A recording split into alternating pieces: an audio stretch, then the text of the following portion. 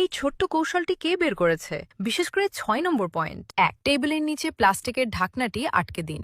স্ক্রুগুলো সংরক্ষণ করার জন্য এটি ঘোরান। এটিকে ড্রয়ারের মতো পিছনে ঠেলে দেওয়া যায়। ২, স্ক্রুগুলি বিয়ারিং এর ভিতরে স্থাপন করা হয়েছে। বাদামের অবস্থান সামঞ্জস্য করুন। তারপর স্ক্রুটি জোরে টোকা দিন। বিয়ারিংটি সহজেই সরানো যেতে পারে। ৩, আমার ফ্লিপ ফ্লপের জুতার ফিতা ভেঙে গেছে। জুতার ফিতা আটকানোর জন্য প্লায়ার ব্যবহার করুন। তারপর আবার স্ক্রুটি ঢুকিয়ে দিন। এই মেরামত করা ফ্লিপ ফ্লপগুলি আরো ২০ বছর টিকতে পারে। ৪, এয়ারের নিচে ৪টি প্লাস্টিকের বোতল রাখুন। ক্যাপটি স্ক্রু করে বোতলটি বাতাস দিয়ে ফুলিয়ে দিন। এটি জ্যাক হিসেবে কাজ করতে পারে। এটা তো খুব চালাক। ৫, কাচের বোতলের চারপাশে সুতির সুতো জড়িয়ে আছে। অ্যালকোহল দিয়ে ভিজিয়ে আগুন লাগানোর পর দ্রুত এটি জলে রাখুন। মিনিটে বোতলটি সুন্দরভাবে কেটে খোলা যেতে পারে। ৬, থ্রেডেড রডে স্ক্রুগুলো ঠিক করুন। পানির পাইপ যত লম্বাই হোক না কেন, মিনিটে এটি সহজেই গর্তের অবস্থানে পৌঁছাতে পারে। স্ক্রুগুলো ঠিক করুন। ৭, তেলের ড্রামের মুখের উপর একটি প্লাস্টিকের বোতল রাখুন। যখন আমি পেট্রোল ঢালতে এসেছিলাম, তাহলে এটি সর্বত্র ঝরবে না। আর আঠালো কাঠি গলিয়ে ছোট গর্তে ঢোকান। ঠান্ডা হওয়ার পর